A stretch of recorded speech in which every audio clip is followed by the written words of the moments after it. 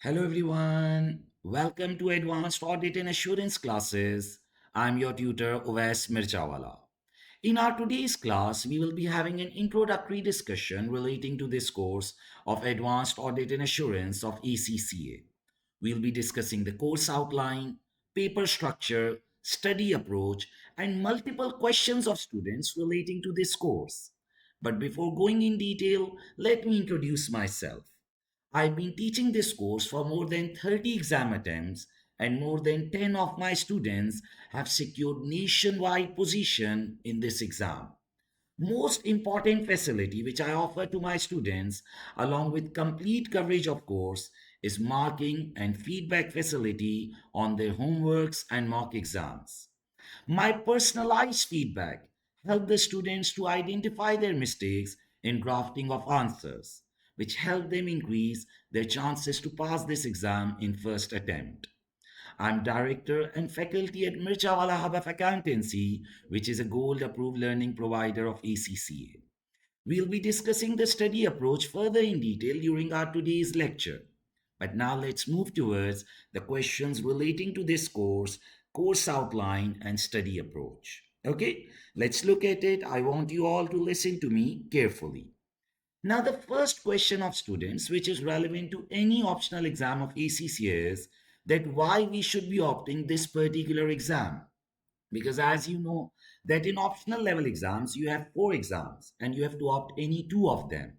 So the first question is that why we should be opting advanced audit and assurance exam in our optional papers. Okay. So why AAA should be opted in optional exams. Now, you are not required to copy all of this content. I'll attach my PDFs along with my video lectures. This will be my approach throughout the course. We'll be writing the entire content during the class so that you can understand it in a better manner. And then you'll have the PDFs available, which you can print out and read them along with the lecture. Okay? So, why AAA should be opted in optional exams.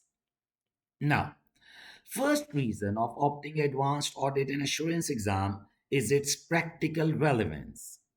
See, once you are done with ACCA, then you either go in the audit firm or you go in the corporate sector, your knowledge of auditing will be very, very relevant. See, many of the students aim to go to audit firm. Those who are planning for audit firm, advanced audit and assurance is very relevant for them because they will be doing the audit activity in the firm. And even if they are not planning to go to audit firm and their plan is to go to corporate sector, to company, your knowledge of auditing will still be relevant because a chartered accountant has to regularly interact with auditors, with external auditors at the end of the year and with internal auditors throughout the year. So, the first reason of opting this exam is its practical relevance. Now, once you are done with ACCA and when you are going for a job, your knowledge of advanced audit and assurance will be very relevant.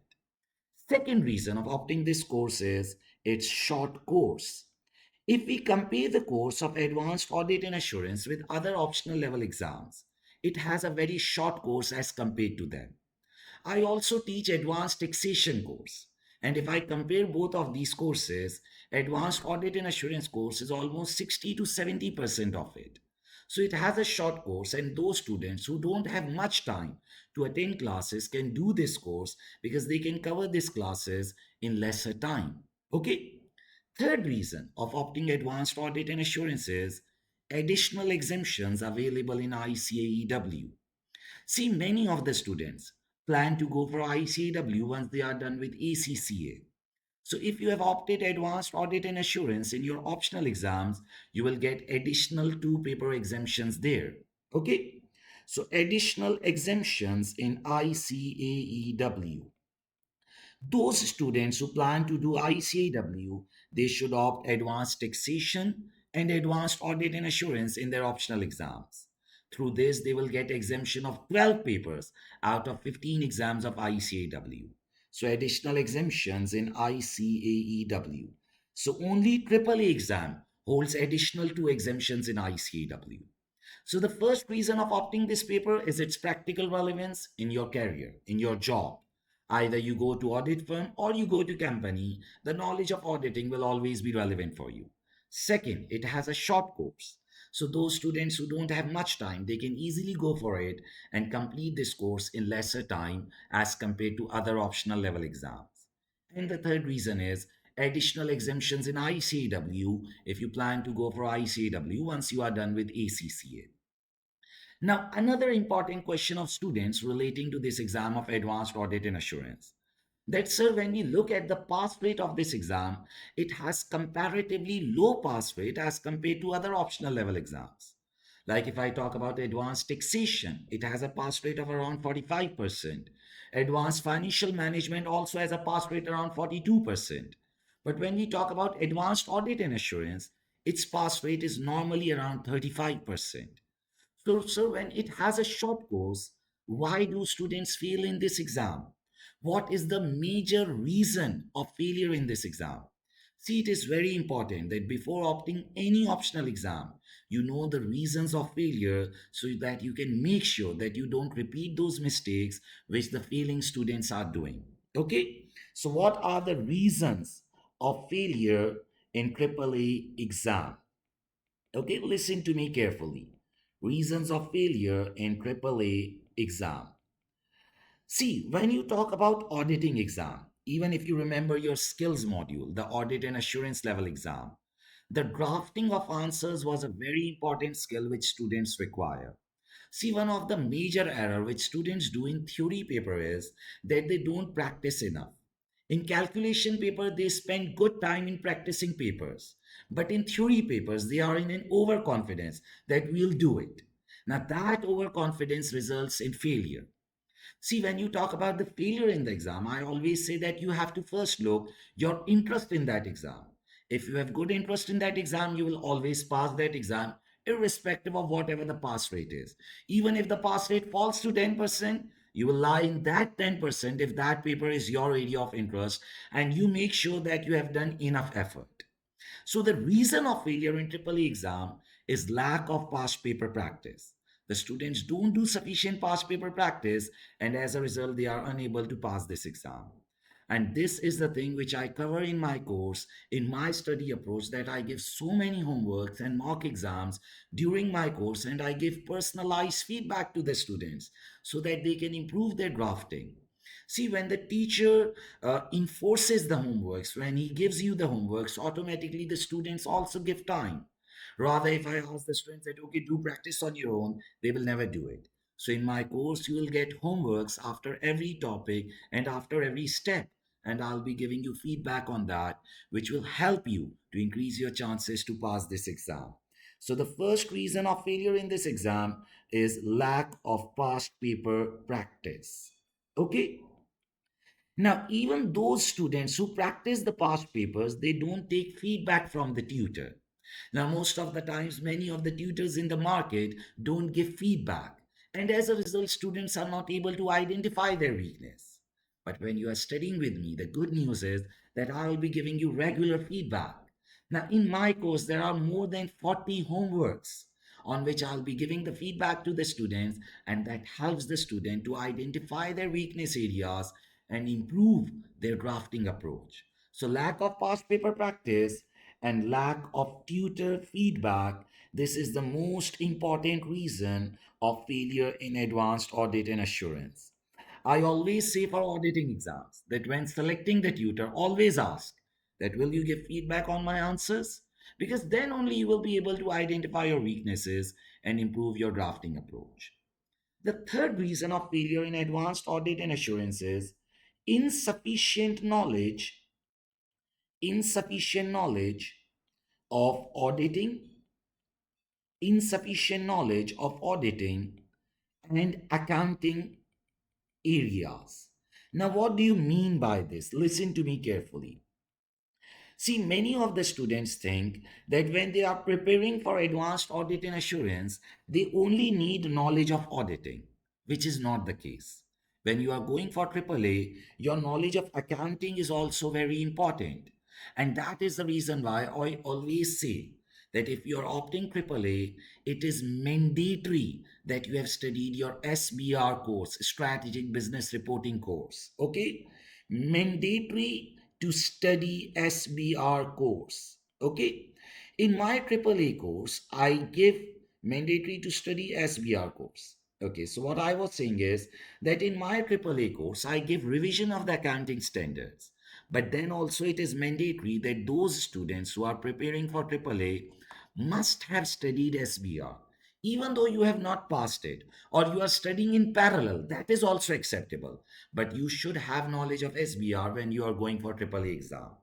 Because in the advanced audit and assurance exam, at least 40 to 50% of the marks will be dependent on your accounting knowledge. Just think about an auditor. Auditor is doing audit of financial statements. If there is an auditor who don't have sufficient knowledge of accounting standards, how will he audit the financial statements? Now, there is an auditor who say that I'm very good at audit, but I don't know the accounting standards. So please, what you are auditing the financial statements which are prepared as per accounting standards. So if you are an auditor with insufficient accounting knowledge, you are good for nothing. So students have to make sure that they have good knowledge of auditing and accounting. You must have studied SBR earlier, or you must be studying in parallel with AAA. If you are studying it in parallel, that is the best option because your knowledge of SBR accounting will be very much fresh. In my AAA course, I will make sure that we revise all of the accounting standard, but still it will be revision. It will not be first time coverage. Okay, so three major reasons of failure in AAA exam is lack of past paper practice, lack of tutor feedback, and insufficient knowledge of auditing and accounting areas. See, at AAA level, the examiner makes you a manager in the examination. So when you are a manager in the examination, the examiner expects that you answer impressive. You answer in an impressive manner. You write like an audit manager. Now, most of the students who are giving this exam are not doing any job. And even if they are doing a job, they are at junior or senior level. They are not managers in their firm. So how will they know that how they have to talk like a manager? So only way out for this is practice and take feedback of the tutor. When I'll be giving you personalized feedback on each of your answer, it will help you to identify your weakness and it will give you an understanding that how you have to improve your drafting and how you have to talk like an audit manager. At AAA level, the examiner do not say that the answer is wrong. Rather, the examiner says that answer is not impressive. While reading this answer, I don't feel that it is a response from a manager. I feel that this response is from some junior. So see, until and unless you will practice and take feedback from the tutor, you will never be able to understand that how you have to write in an impressive manner. Okay, so the first question is that why we should be opting this exam in optional level. Second, what are the reasons of failure in AAA exam? Okay, now moving forward. Sir, what is the paper composition of AAA exam? What do you mean by paper composition? See, paper structure and paper composition is different. Paper structure means question one, two, three. Paper composition includes technical marks and professional skill marks. See, at strategic professional level, the professional skill marks are very important. Okay, so let's look at the paper composition, that how your paper will be developed. Okay, now when we talk about paper composition, you need to understand that in AAA exam, there will be 80 marks relating to technical knowledge. 80 marks relating to technical knowledge. Now, technical knowledge means your auditing and accounting knowledge. Okay. Now, you must be thinking that, sir, we are giving auditing exam. Why are you referring accounting again and again? See, an auditor without accounting knowledge is good for nothing. You're auditing financial statements, so you must know the accounting standards. 80 marks relating to technical knowledge and 20 marks relating to professional skills. Okay, listen to me carefully. 20 marks relating to professional skills. Now, at advanced audit and assurance level, the examiner says that students only have to attempt 80 marks, but they have to make sure that while they are attempting the 80 marks, they attempt it in a professional manner. If they will attempt it in professional manner, I will give them additional 20 marks and they can target complete 100 marks in the exam. See, this is very odd thing, very important to listen. You will only have 80 marks requirements in the exam. You will be answering only 80 marks, like you will have requirement of audit planning, audit procedures, audit evidences, audit reports. So you will be answering only 80 marks requirements. But you have to make sure that while answering those 80 marks, you demonstrate your professional skill. Now, what is professional skill? That your communication is good, you give proper headings, you use proper wordings, you listen to the examiner instructions properly. The examiner instructions are given in the question. You show your skill of communication. You show your skill of analysis and evaluation. You show your skill of skepticism and judgment.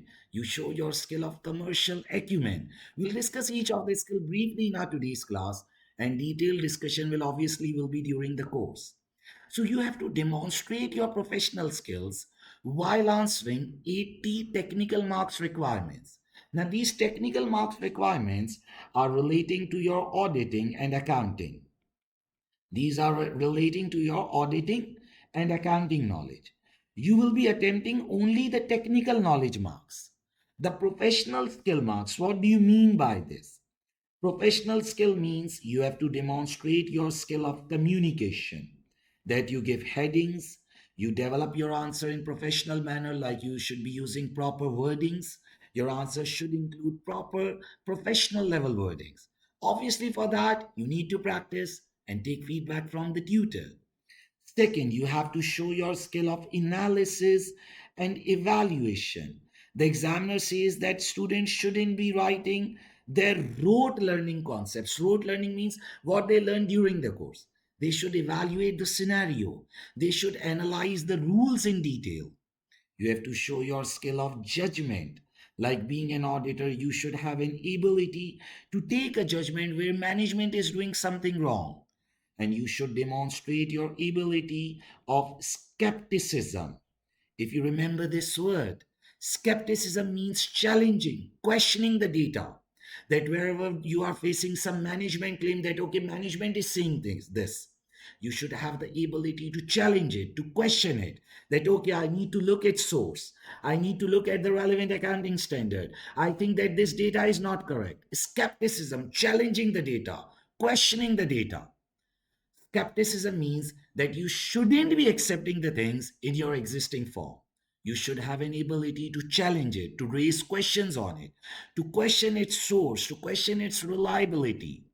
And the fourth professional skill is commercial acumen. You should have an ability to look at the issues from commercial perspective also. Like when we are accepting any client engagement, you should have an ability to look at the commercial aspects also. That what fees we are getting, what exposure we'll be facing, whether it is commercially viable to do audit of that client or not. Okay? So in AAA exam, there are 80 marks relating to technical knowledge and 20 marks relating to professional skills. Now, most important thing, see, I'm writing. Students have to attempt students have to attempt only students have to attempt only 80 marks requirements have to attempt only 80 marks requirements in exam which relate or which are on technical topics so you have to attempt only 80 marks requirements. Now technical topics means auditing and accounting areas. Okay. However,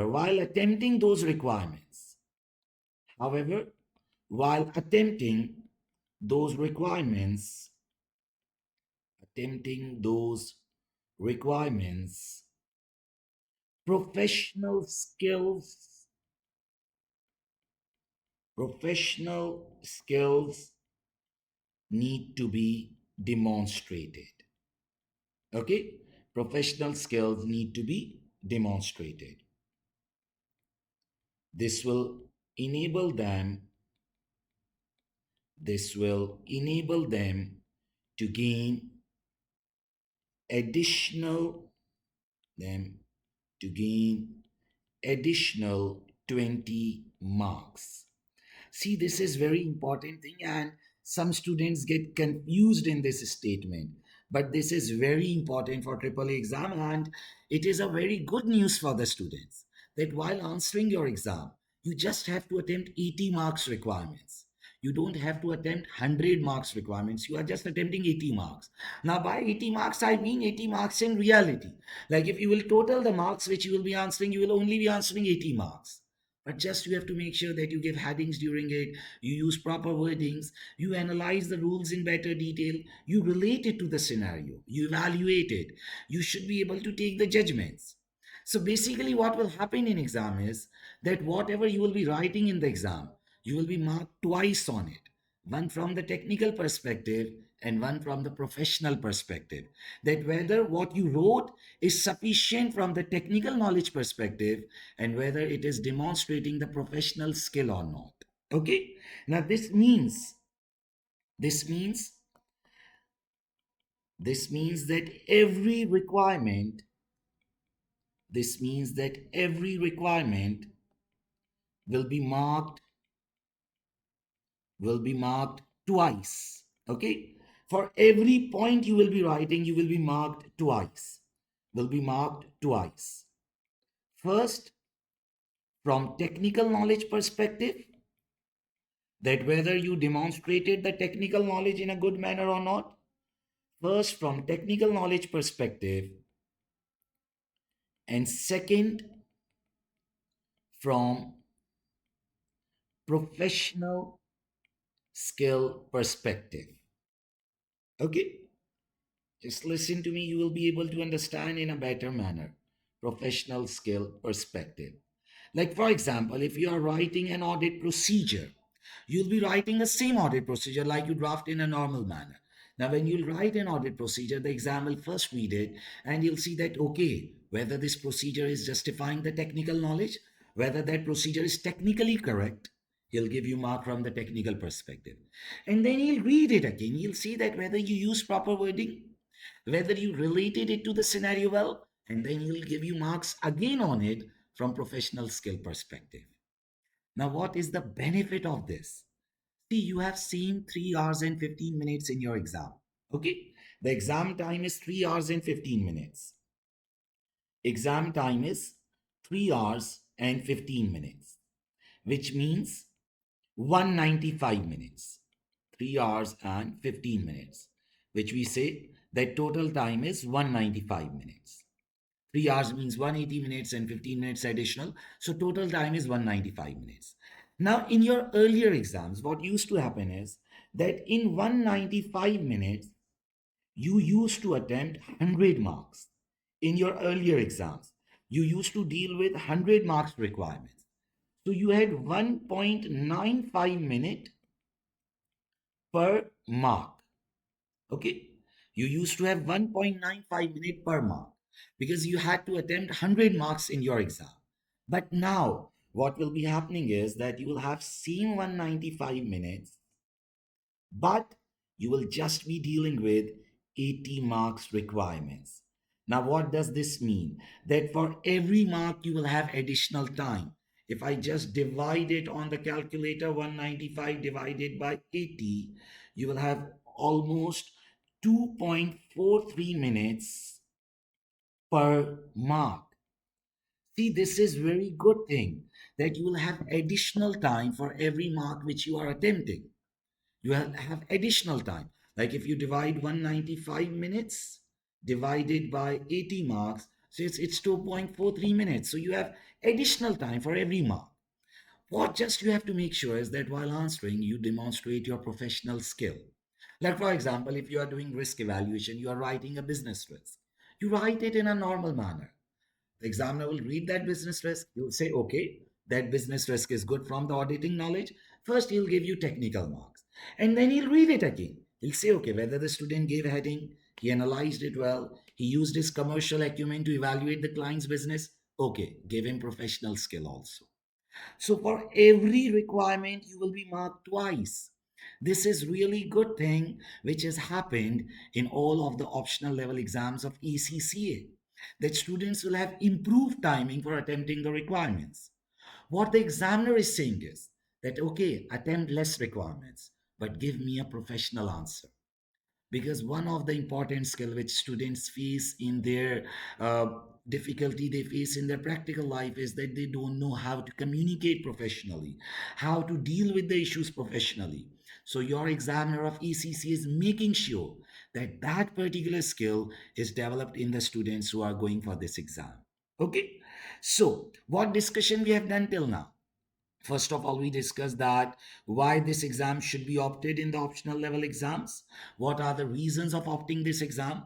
Its practical relevance, its short course, and additional exemptions in ICAW. Then we discussed the reasons of failure. That why normally students fail in this exam, that they don't do sufficient past paper practice, they don't take feedback from the tutor, or either they have insufficient knowledge of auditing or the accounting. Then we looked at very interesting paper composition that you will have 80 marks relating to technical knowledge and 20 marks relating to professional skills. Okay. Now, by technical knowledge, what do I mean? By technical knowledge, I mean your knowledge of auditing and accounting. Okay. For advanced audit and assurance, auditing and accounting, both knowledge is very important. And by professional skill, I mean your skill of communication, your skill of analyzing the rules in detailed manner, your skill of evaluating the scenario, your skill of taking judgment that, okay, here the management has done something wrong. Skepticism, challenging the data, questioning the data. You shouldn't be accepting the thing in their existing form. You should have the skill to challenge it. And then, most important thing, students have to attempt only 80 marks requirements in the exam, which are your technical marks. The 20 professional skill marks are additional if you answer your technical marks answers in a professional manner. You just have to make sure that while answering, you use proper wording, you give headings, you relate it to the scenario, you analyze the rules, and yes, you will get 20% additional marks. Okay? So now, the benefit is that every point you will write will be evaluated from two perspectives. One from the technical knowledge perspective, and other will be professional skill perspective. You have seen 195 minutes as you had in earlier exams. In earlier exams, you used to attempt 100 marks requirements, so it was 1.95 minute per mark. But now you'll just be attempting 80 marks requirements, which means additional time per mark. So what the examiner is saying that, okay, take additional time, but whatever you write, make sure you attempt it in a professional manner. Okay. Now let's look at the paper structure, the question composition, and how the technical marks and professional skill marks will be divided in it. So if we talk about the paper structure of advanced audit and assurance exam. Okay. Now the paper structure of advanced audit and assurance level exam will be that you will have three questions. Question number one, question number one, question number two, and question number three. Just some basic drafting. Question number two and question number three. Now, what will be the breakup of these questions? See, if I divide it between technical marks and professional skill marks, professional skill marks. Just a second. Professional skill marks. If I divide it into heads, now question number one will have 40 marks in technical and it will have 10 marks in professional skills. So total marks for question number one will be 50. Question number two will have 20 technical marks and 5 professional skill marks. Question number three will have 20 technical marks and 5 professional skill marks. So if I total, you will have 80 marks in the head of technical and you will have 20 marks in the head of professional skill. So in every question, there will be technical marks and professional skill marks. Question number one will have 40 technical marks. You will only attempt 40 marks requirement. See, I'll say it again. You will only attempt the 40 marks requirement. Now, question number one is normally related to audit planning. Like in audit planning, you can have a question relating to risk assessment. 20-25 marks on risk assessment. Then there are audit procedures, ethical issues. You will only attempt 40 marks requirements. But what you have to make sure is that while attempting those 40 marks, you attempt in a professional manner and you will get 10 additional marks. Sir, what is this professional manner? Show your skill of communication. Read the requirements carefully. Now, when you read the requirements carefully, you gain marks in technical head also. If someone read the requirement wrongly, he'll lose technical marks. And he'll also lose professional skill marks. Read the requirements carefully. Read the examiner instructions. Analyze the rules. If you're referring any accounting rule, if you're referring any auditing rule, analyze the rules in detail. Evaluate it, relate it to the scenario in better manner. Demonstrate your skill of judgment. You should have an ability to take judgment that, okay, here something is being done wrongly. Demonstrate your skill of skepticism, questioning the things. Demonstrate your skill of commercial acumen, that you should have the approach to commercially evaluate the things, not just sole auditing. See, audit firms are there to do business. So you should have the ability to evaluate it from the commercial perspective also. Okay. Now, normally when we talk about question number one will be question number one will be from audit planning phase. See, normally this question number one will be from audit planning phase of audit activity. And obviously, this is one of the important question of advanced audit and assurance level exam, because this represents 50 marks. The total marks which it is representing is 50 marks. Question number 2 represents total 25 marks. Question number 3 represents total 25 marks. So obviously question number 1 is one of the major contributor, and it has the ability to gain pass score in your exam if you attempt this exam well. Okay, if you attempt question number 1 well and you gain around like 40 marks in question number 1, then in question 2 and 3 it is very easy to gain the passing marks. So question number 1 will be from audit planning phase. Question number 2 question number 2 will be from during audit phase. Will be from during audit phase. Now, what do you mean by during audit phase? Like you will be performing the audit procedures, or you will be considering matters to consider.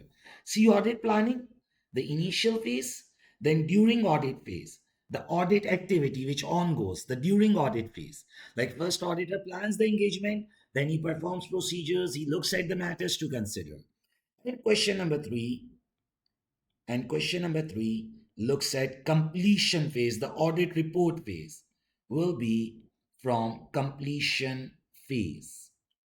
Will be from completion phase, like the audit report and the completion of audit implications. Okay, so basically your advanced audit and assurance level exam will represent the entire audit activity: planning, during audit, and completion phase. However, other topics will also be examined. However, the topics will also be examined along with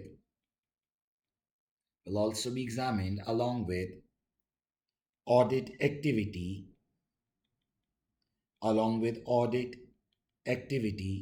requirements in exam.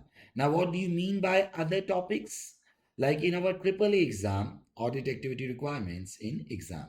Like when we talk about our AAA exam, there are other topics also, like due diligence, prospective financial information, issues relating to money laundering. So other topics will also be examined. Other topics means things are related to other assurance engagements. So they will also be referred in your AAA examination. Okay, so along with audit activity requirements, you will also have requirements relating to other topics. Obviously, we'll cover all of them during our course coverage.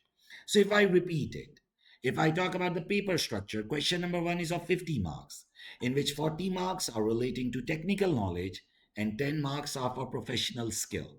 Question number 2, 25 marks, 20 marks relating to auditing and 5 marks relating to professional skill. Then question number 3, 20 technical and 5 professional skill. Question number 1 will be majorly from audit planning. Question number 2 will be majorly from during audit phase, and question number 3 will be majorly from completion phase. However, other topics will also be examined along with audit activity. Now, what do you mean by other topics? Like you will have requirements relating to quality control, audit of non-profit organizations, some technical articles also, like issues relating to corporate governance, data analytics. So you'll have requirements like that also. Okay, so other topics will also be examined in your advanced audit and assurance level exam. Okay, so we have looked at the paper composition, we have looked at the paper structure. Now let's move towards the course outline. That what is included in our course of advanced audit and assurance, which is obviously very important while selecting any exam. Let's look at the course outline and then we'll talk about our study approach, that how we will make sure that you people pass this exam in first attempt. Okay, so let's look at the course outline. I want you all to listen to me with patience and concentration. Okay. Now, first chapter in course outline of AAA is audit planning. This relates to initial phase of audit activity. That when an auditor starts his audit activity, he has to start with audit planning. And this also composes question number one of our advanced audit and assurance exam. Okay, so the first chapter which we'll be discussing in the course outline is audit planning. Now, in audit planning, we have to cover the topics relating to risk assessment. See, since audit activity is a risk based audit activity, because auditor is giving reasonable assurance on the financial statement, so he gives more time to high risk areas. So it is very important for the auditor to perform risk assessment, that he evaluates the risk of the client, so accordingly he can design his audit procedures to cover those risk areas.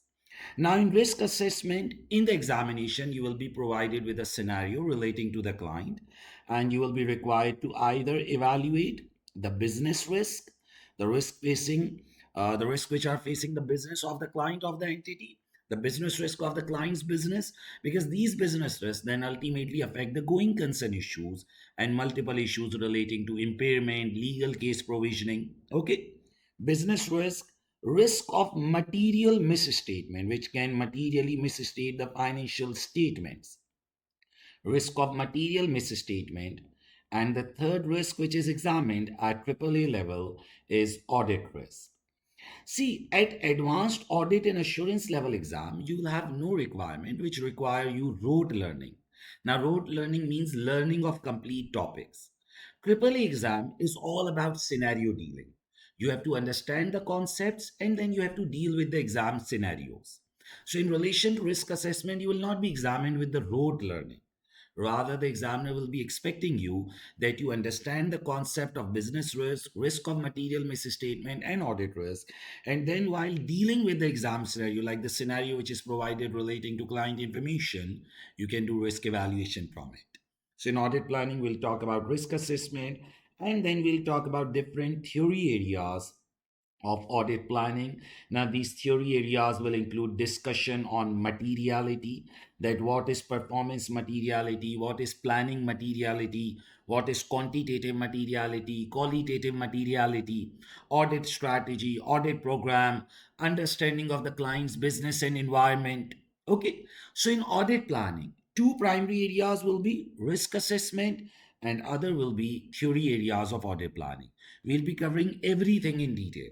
Now, by now, you must have got an idea that if I'm going in so much detail in the orientation class, how much detail we would be doing during the course lectures. Because it's my normal approach that I teach things, I write it during the class, and then I ask the students to print out those documents and read it while dealing with the class lecture.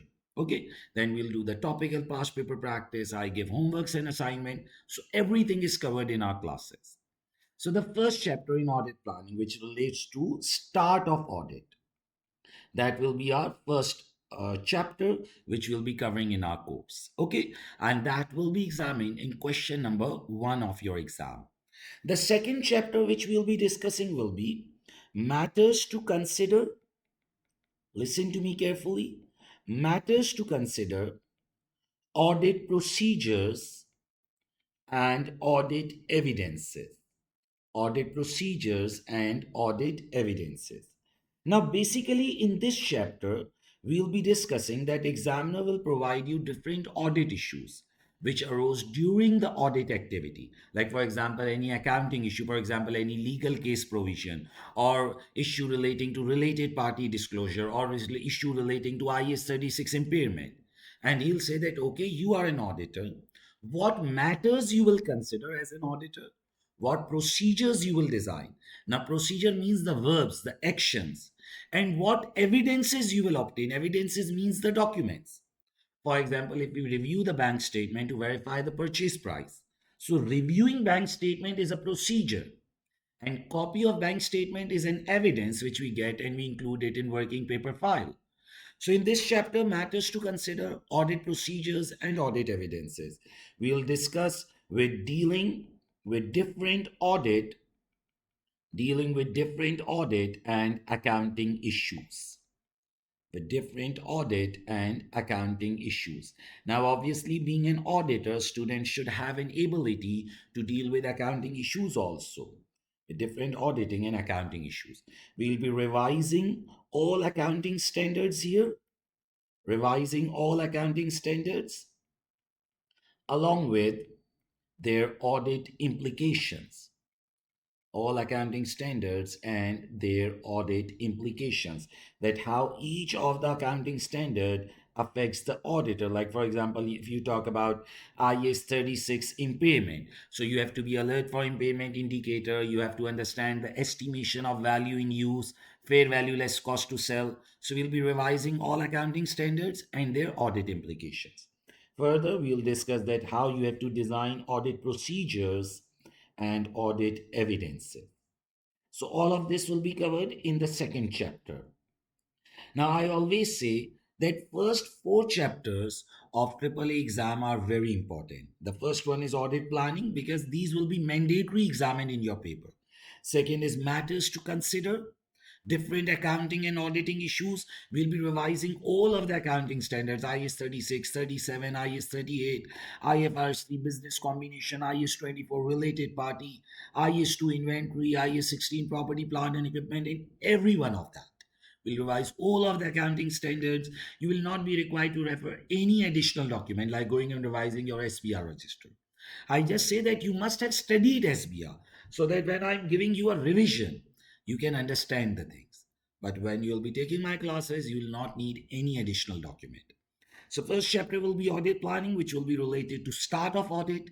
Then second chapter will be matters to consider, audit procedures and audit evidences. The third chapter which we'll be discussing will be audit reports, which relates to completion phase of audit activity. Audit reports. Here we'll be discussing contents of audit report, that what is included in the audit report, what is the structure of audit report, because I hope you all remember from your skills level exam of audit and assurance that there is a specific format of audit report. It is not like that the auditor can make it on his own choice. So what are the contents of the audit report? We'll be discussing that. We'll discuss a approach to critical appraisal of audit reports. Like in the examination, he will provide you a ready-made audit report and you will appraise it. You have to evaluate it that, okay, here there are errors in the audit report given in the exam question. So we look at critical appraisal of the audit reports. And we will also discuss implications of different audit issues, implications of different audit issues for audit report. Like for example, if the management is not doing an adjustment, what will be the implication of it for the audit report? Implication of audit, different audit issues for audit report. Like what will be the impact on audit report when we modify the opinion, when we think about modification of the report. One is modification of opinion and one is modification of report. So we'll be discussing all of that. So see, first chapter, audit planning, the start of audit. Second chapter, matters to consider, audit procedures and audit evidences during audit. Third chapter, audit report, completion phase of audit. So the entire audit activity is part of our course. The entire audit process, this is included in our course. But along with that, there are other topics also. Now, what are those other topics? Then we'll move towards ethics and professional appointments. See, obviously, for an auditor, it is very important to understand the ethical code, ethics, and professional appointments. Like when being appointed as an auditor, what is the ethical issues which an auditor should consider, and also during the audit activity, ethics and professional appointments. In this chapter, this is also a very important chapter. We'll be discussing the code of ethics, If you remember those five principles of code of ethics: integrity, objectivity, professional competence in due care, confidentiality, professional behavior. So we'll be discussing the code of ethics. We'll discuss threats to auditor independence. I hope you all remember self interest threat, self review threat, familiarity threat, advocacy threat, intimidation threats, threats to auditor independence. Now, if anyone has forgotten the basic concepts, there is nothing to worry, because my approach is to teach from the very basic. And then we'll be talking about professional appointments, which include issues relating to client screening, like factors to consider before accepting the engagement. We don't accept all of the engagements. We think about that whether we have sufficient expertise, resources, whether the engagement is viable or not. So, client screening, we'll talk about tender, that for example, when we are filling a tender document, a tender document means that client has invited all of the firms to submit their proposals. So, what needs to be included in the audit proposal? So, that is obviously related to client screening and the commercial acumen skill. So, client screening factors to consider before accepting the client, and the tender documents, the proposal documents. This all relates to the head of professional appointments. So, that is also part of our course. Then from here, we'll move forward. We'll have issues relating to quality control and quality management of firms, that how we have to make sure that audit firms do audit with sufficient quality control and quality management. So here we'll be discussing quality standards for audit firm, like what an audit firm should make sure, quality standards for an audit firm, and quality standards for particular engagement, quality standards for an audit firm, and quality standards for a particular engagement. Like for a particular engagement, what we should be doing and what whole firm should be doing. See, by whole firm, we refer the culture of the firm. Okay, for particular engagements. Okay, so these all are the other issues also which are examined along with the auditing phases. See, the auditing phases are planning. When we talk about the auditing phases, these are planning, matters to consider, and audit report, the phases of the audit. And along with that, you can also have questions on ethics in professional appointments, the code of ethics, threats to auditor independence, client screening, factors to consider before accepting engagement, tender documents, the proposals which we submit to the clients, that okay, we should be given the engagement, then quality control and quality management. So, what should be done by an audit firm as a whole for developing a culture of quality and quality standards for a particular engagement? That during an audit engagement, what are the responsibilities of audit partner and engagement team? We'll be discussing the topical areas. We'll also be covering the technical articles provided by the examiner. All technical articles will be covered. And during discussion, we'll be covering the technical marks and also the professional skill of writing the answer. Because in every topic, we'll be doing sufficient past paper practice. Okay. Then from here, we'll move towards other audit areas. Now, in other audit areas, we'll be discussing small topics relating to audit, such as we'll be having discussion on going concern issues. We'll discuss issues relating to money laundering, and we will discuss issues relating to laws and regulation, that what are the responsibilities of auditor in relation to laws and regulation which are applicable on an entity. We'll have discussion on issues relating to fraud and error. So these all are the small issues, the other audit issues which we'll be covering also in our case, the smaller areas. Okay, so going concern, money laundering, laws and regulation, fraud and error, which are also the responsibilities of the auditor, they will also be covered in our course. Okay, now once done with these other audit areas, then we'll move towards other assurance engagements. Now, what do you mean by other assurance engagements? Other assurance engagement means, or other assignments, which audit firms also perform along with audit activity. Other assurance engagements or other assignments. In this, we have topic of due diligence, that if an auditor is performing a review for an investor, due diligence reviews for the bank loan, due diligence reviews are when an audit firm is hired as an expert to give assurance on certain things. not just the historical financial statements which are done in audit of FS. Due diligence engagements, prospective means future, prospective financial information like investment appraisal reviews, prospective financial information. But here, our focus will be to give assurance. Okay, we'll not be doing some valuation work, we'll be giving assurance on that. Then we have discussion on social, environmental, and sustainability audit, that what are the responsibilities of auditor in relation to social, environmental, and sustainability audit issues. Like in modern terms, the many of the entities are preparing their social report, their environment report, their contribution towards sustainability of the planet. So auditor has to give assurance on that also. And then we'll have discussion on forensic audit also, a fact finding activity when an auditor investigates a particular head. So these all areas are also part of the course, and I call these as other topics, which are examined in question one, two, three, all. It can come in any of the question. Like question number one will be majorly, when I talk about question number one, it will be majorly from planning. Question number two will be majorly from during audit. Question number three will be majorly from completion. But other topics will also be examined along with the auditing requirements. Like, for example, if three requirements are relating to auditing, you can find some smaller requirements also.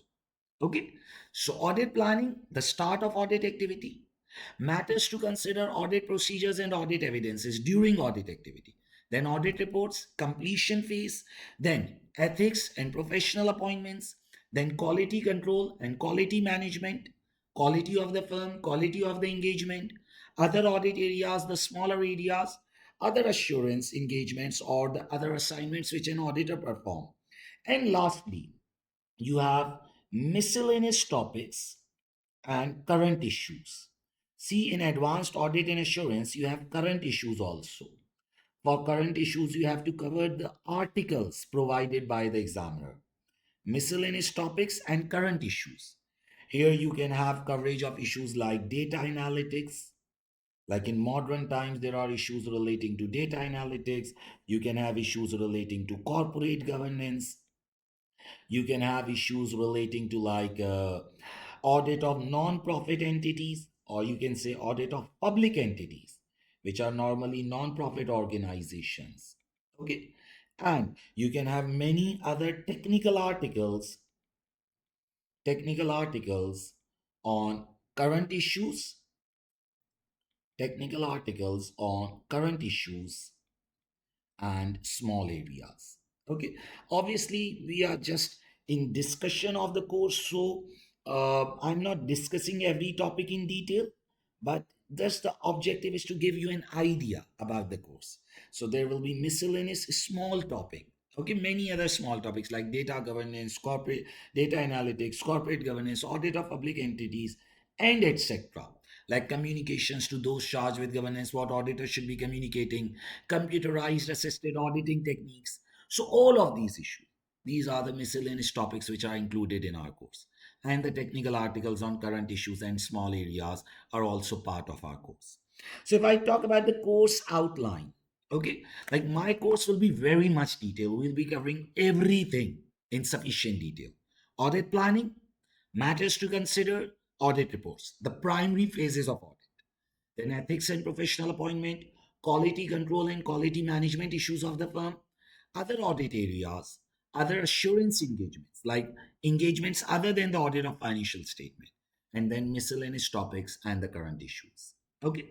Obviously, I've just listed down the topics because at this point in the orientation class, you don't have the sufficient knowledge to understand these topics in detail. But just the objective is to give you an idea that what is included in the course. Okay. Now comes the most important thing, that, sir, what will be your study approach? Like how you will be making sure that our chances to pass this exam are increased. Okay. What will be the study approach? So, see, when I talk about the study approach, first of all, we'll have the topical lectures. We'll cover each of the topic. Okay. Topical lectures covering concepts Like, for example, if we are talking about audit planning, we'll cover the concept of audit planning, we'll cover the concept of business risk. Topical lecture covering the concept. Then we'll have discussion on drafting approach of answers, like how you have to draft each answer. Okay.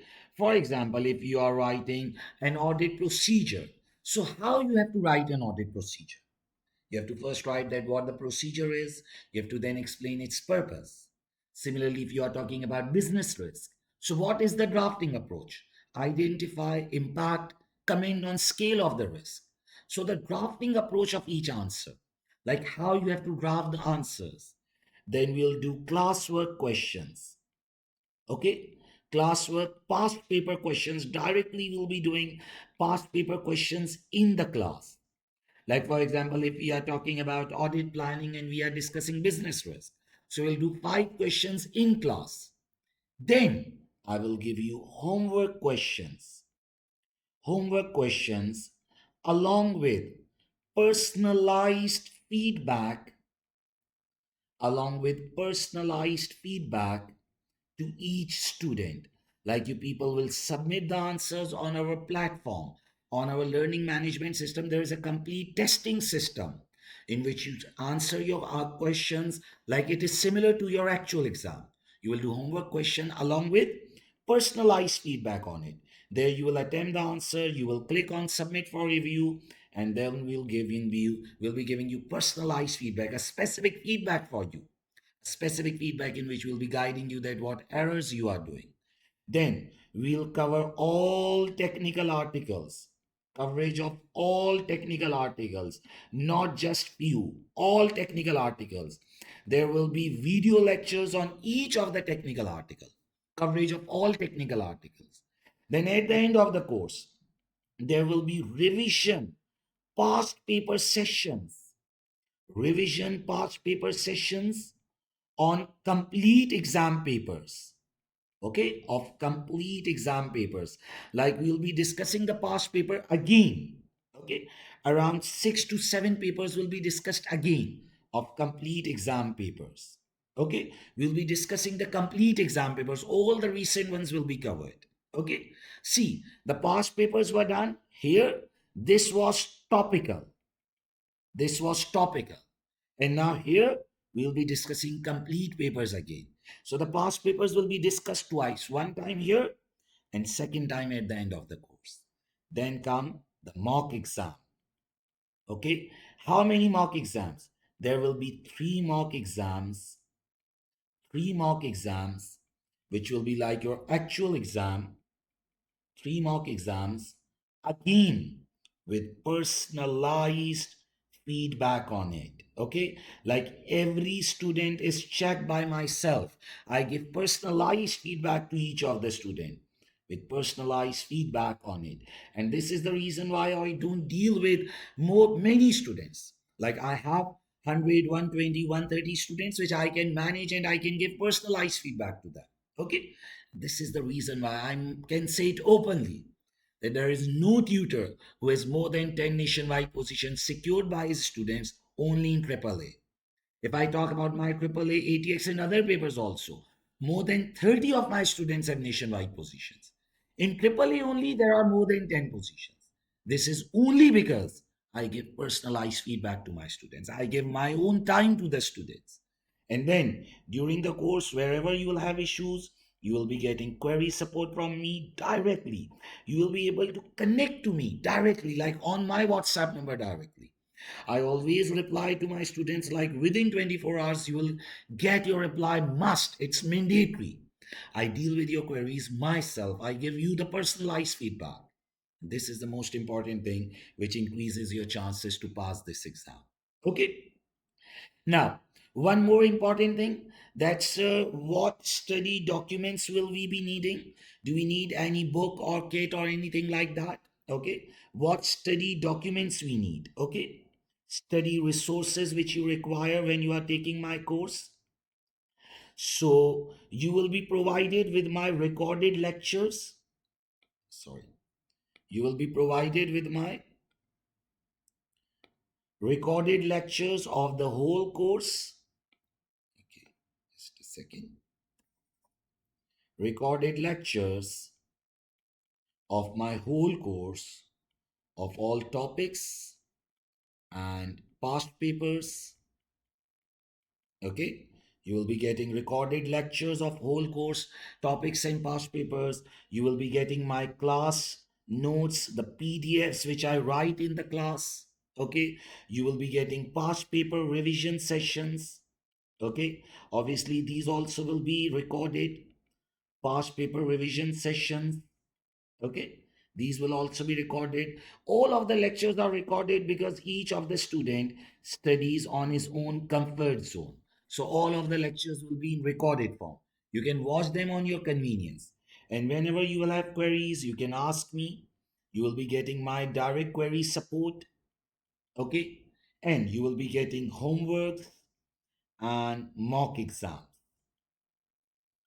Okay, so sir, do we need anything else? The answer is no.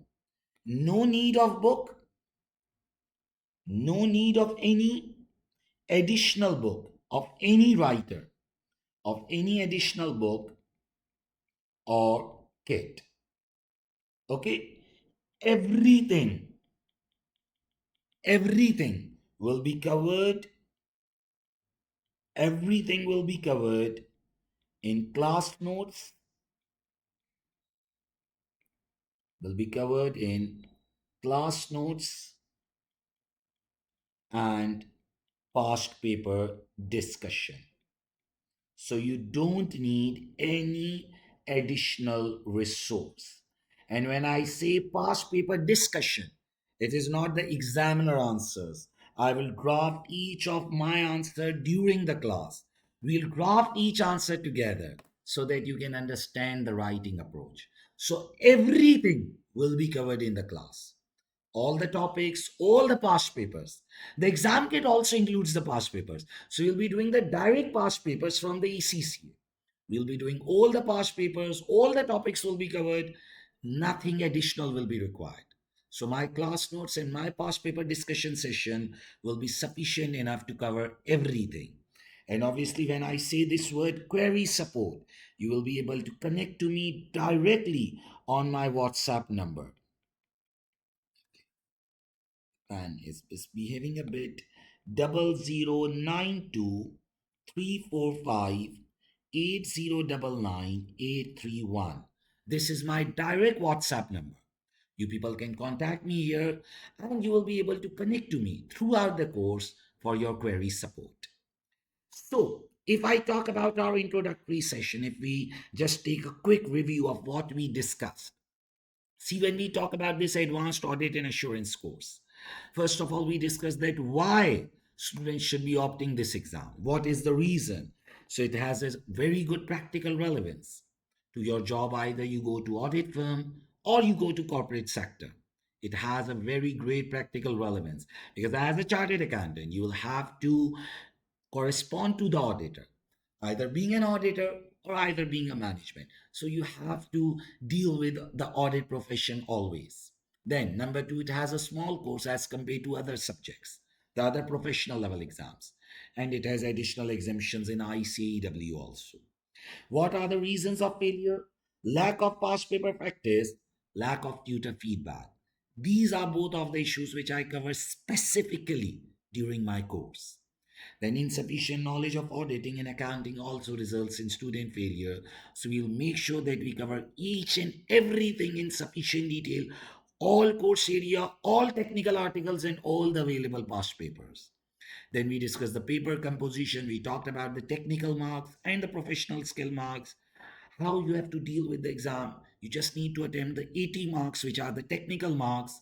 And while attempting them, you have to make sure that you apply professional skills so that you can get the additional 20 marks. Okay, we talked about the time for each of the mark you will be getting. We divided the total time.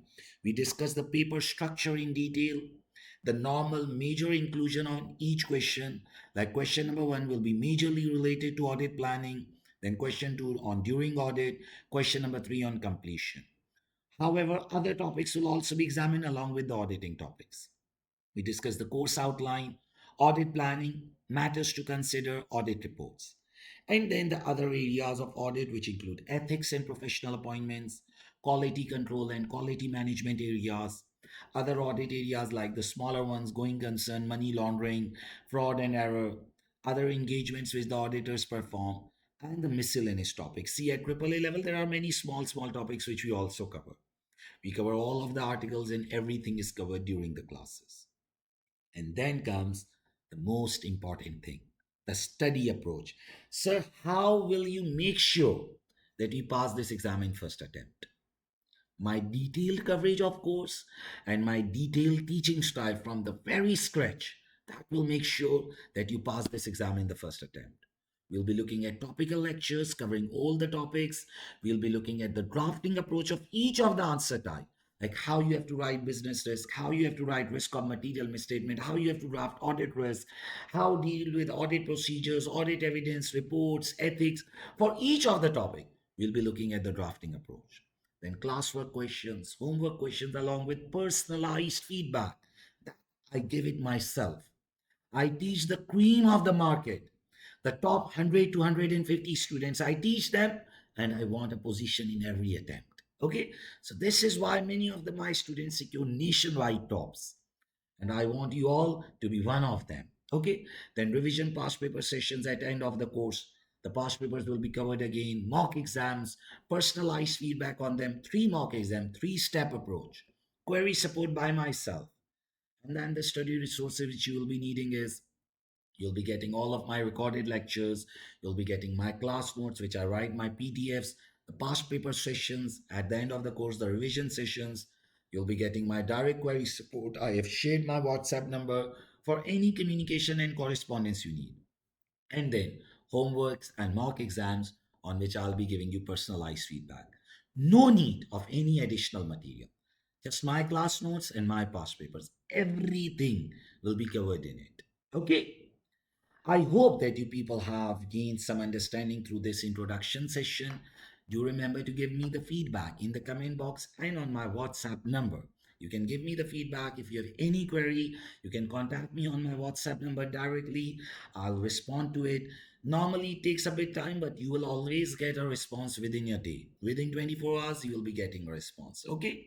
In the next class, we'll be starting our first chapter, and that will be audit planning, and we'll be focusing on the introduction of audit planning and the first area in it, and that will be business risk. Hope to see you all in my next class, and if you have any query, feel free to contact me on my WhatsApp. Thank you everyone.